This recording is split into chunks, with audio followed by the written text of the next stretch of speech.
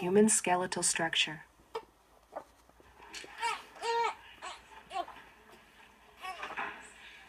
Okay, great. Okay, guys and girls, bone development. The other day in class, we started talking about some of the functions of bone. We said that bone has 5 main functions. There are 5 things that your skeletal system does for your body. You remember this discussion? Could you name one for me? Can someone name one? Tiffany? Okay, the bone system allows for movement. Let's write some of these down. Okay, number 1, it allows for movement. Okay, what else does the skeletal system do for our body? Yes? Oh, wonderful. Storage. Storage of minerals. What are some minerals that we store, by the way, when we in our skeletal system? Some useful minerals or things that we store. Name one? Calcium. Okay, good. And name another one? Minerals. Yeah, good. Minerals. That's great. Well, we got calcium. Is there another one that you remember our discussion with? Vitamins. No, vitamins and minerals are 2 different things. We have a group that's going to tell us all about that in a couple of weeks. Okay, we mentioned calcium, silicon, and we also mentioned phosphorus are some things that we mentioned in class. Okay, let's go on. Number 3, what's the third thing that the skeletal system does for us? Scott? Supports the body. It does.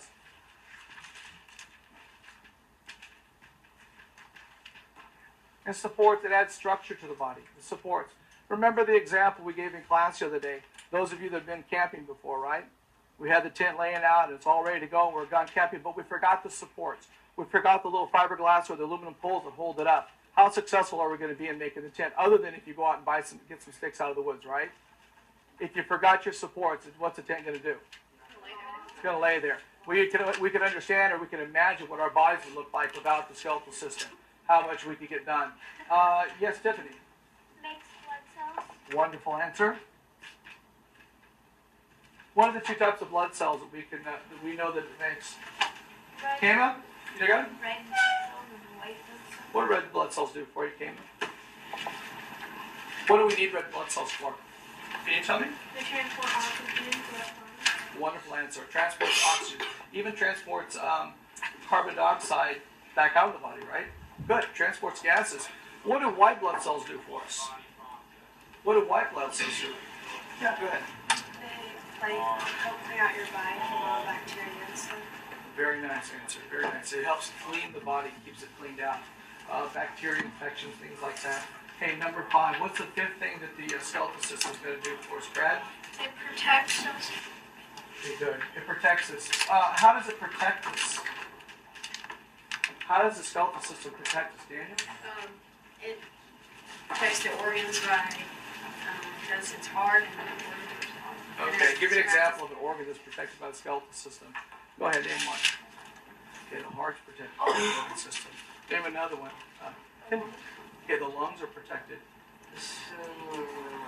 Never mind. What? Okay, your stomach is down here, okay, but it is semi-protected by the rib cage. Go ahead. The brain. Okay, the brain's another really important one that's protected. Okay, let's stop there. Okay, guys and girls, these are the 5 functions of the skeletal system. Now, what we need to do is we need to talk about the beginnings of the developing of the bone itself. Now, when you guys and girls, when we were all born, when we first came into this world, our bones were not exactly the way they are now. Anybody have any idea of what our bones were probably like when we were born? Gary? Smaller. Okay, smaller. That's true. Much smaller. Donna? Excuse me? You know, we say fragile. We say that the bones of a baby are real fragile, but you know, that's really not true. That's really, really not true. And there's a reason for that, and that's where we're headed. Go ahead. Flexible and surrounded by more cartilage. Okay, did you hear what he said? Say it again. Flexible and they bend more easily.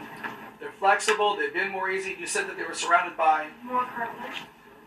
Okay, he's almost there. They are flexible, and they do bend more easily. But are they surrounded by more cartilage? Cartilage. I think the proper way to say it is what? They are.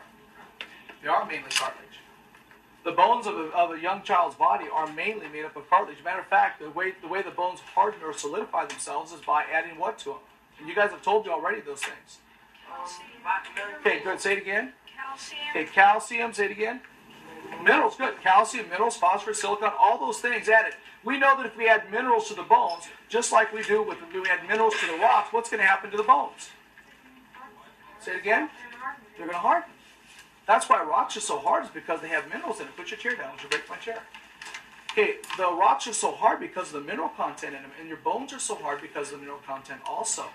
Guys and girls, if we took a bone and we boiled it, or leached out or pulled out the minerals out of the bone, what could we do with the bone? If it isn't brittle or hard, what could we do?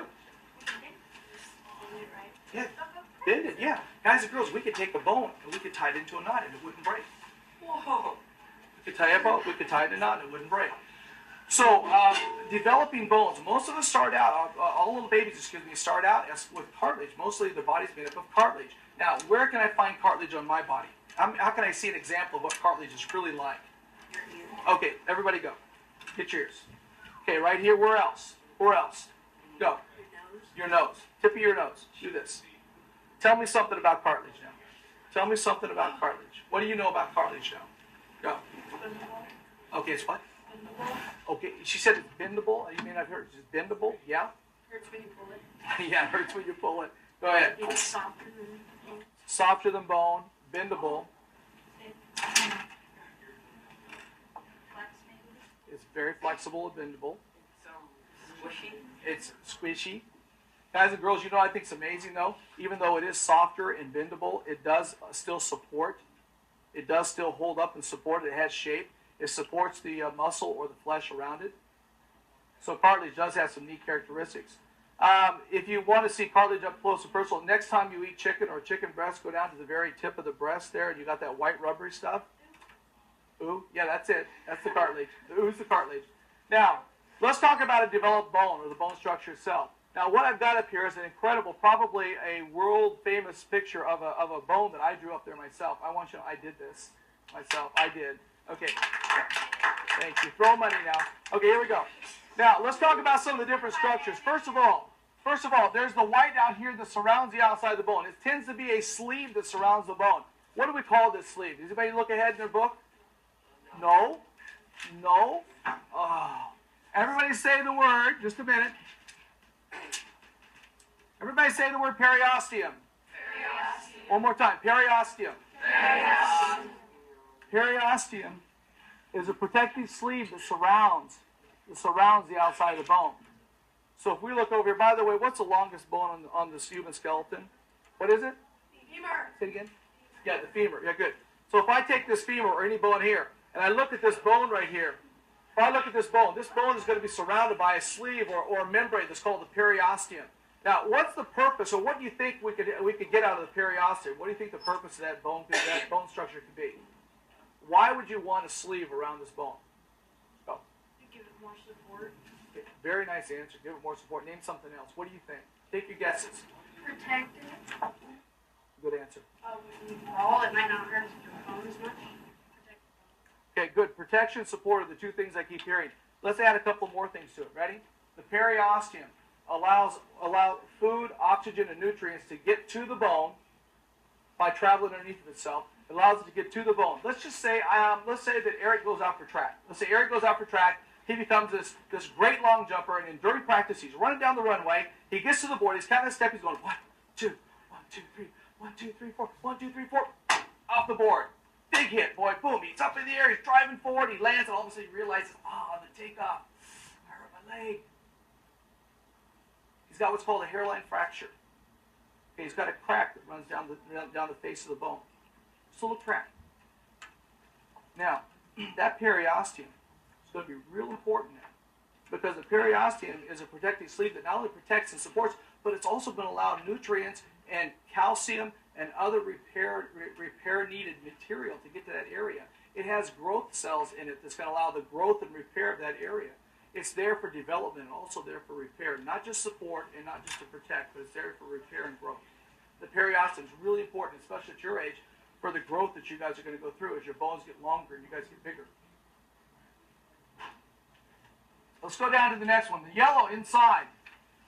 We call this hard bone, but the word that your book's going to use is called compact bone. Compact bone. Take a guess. What do you think is going to be found in a compact bone? You've already told me again today what you think bone is made out of, or some things that are found in bone. What's going to make this bone hard? What is it that's found inside this compact bone layer? Go ahead, Scott. Calcium? Good, calcium. There's a number one right there. Name it. Marrow. Okay, marrow. We'll talk about that in a minute. Hold that thought. Anybody else? I think in general the ballpark idea would be all those minerals that we talked about. Elastic fibers and all the minerals that make up the bone. The minerals are found in the compact bone. That's the hardness of the bone. By the way, is the bone living or non-living? In other words, this hard let's just talk about the compact bone. This really, really hard stuff. Is that living or non-living? I'm sorry, what? Living. You think compact bone's living? Yeah. No. How many say no? 1, 2, 3. How many say yes? It's living. Actually, it is living. You know, and I've got some microscope slides, so hopefully by the end of the class period, if we have time, I have some slides already for you guys to see, some actual bone cells. But bone cells are living because we know the bones grow, don't they? We know the bones repair themselves, right? Yeah. Okay, so we have to have living cells there to make this happen.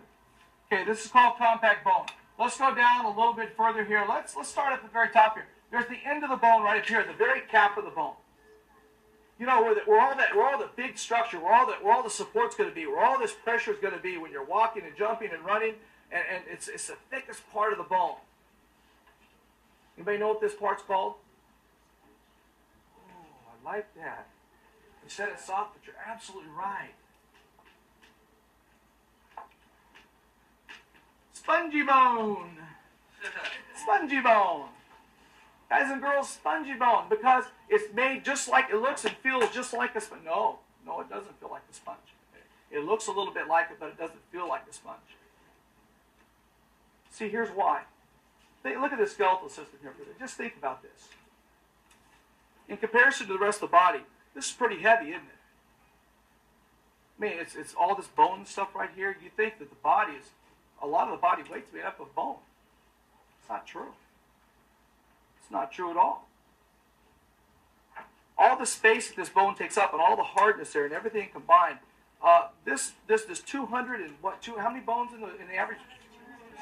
You guys told me 206 the other day. 206 bones, and in you guys, there's even more than there is in me. I have about 206. You got more than I do. You know why? Well, because you're younger. God bless you. Yeah. Oh, okay. Yeah, but yeah, you got more than I do. Because as you're younger, your bones are separated, and then eventually, over time, as you get older, they begin to fuse together. Some of the bones will eventually become one bone. Matter of fact, if I'm an archaeologist, and I'm on this archaeological dig, and I find this skeletal remain of this body, I can tell how old the body is, and what sex it is also, by the structure of the bone, but I can also tell by whether or not certain areas of the body are fused or brought together. I can look, for instance, at the sternum, at the breastplate, and the breastplate on a young boy or girl and a baby is separated into 3 separate sections. But on an older person like myself, who's not very old, this section, this breastplate, this sternum, begins to fuse together and form one large bone. So by observing bones, by looking at bones, you can tell a lot about a person and their age and sex and everything. Now, what were you going to tell me? Oh, excellent, excellent. Okay, let's keep that thought. I'm going to say this last thing, then we'll go right to that. Guys and girls, an answer to this is the bone structure does not make up most of the body weight. Matter of fact, it only makes up about the average bone skeletal system makes up about 14% of your whole body's weight. Only 14%. And it's because of what she just said. Spongy bone is made up of what? Holes. Try to imagine a bridge, a great big bridge. Now, if you want this bridge to be real strong, what are they going to do to the structure of the bridge to make it really strong? What are some things you've seen before? You want to make a bridge strong. What are you going to do to it? Make a skeletal system for it. Make it, like, put beams just started out. Okay. Go on. Like, things to hold it, the underneath to hold it up. Pillars and things like that. Keep going. You can't. It's okay. Come on, Daniel. What do you think? You need to have a base or structure. Okay, we got the base, we got the pillars, but I want to reinforce it. I want to make it really strong. What am I going to do to it? Haven't you seen them? The girders, the things that crisscross, and the cables, and all the things that hold it together. The crisscrossing here, guys and girls. that crisscrossing, those girders, those supports. They don't put one big solid sheet of metal up there or something like that to hold it. No, they put crisscrosses and girders and beams and supports. And guys and girls,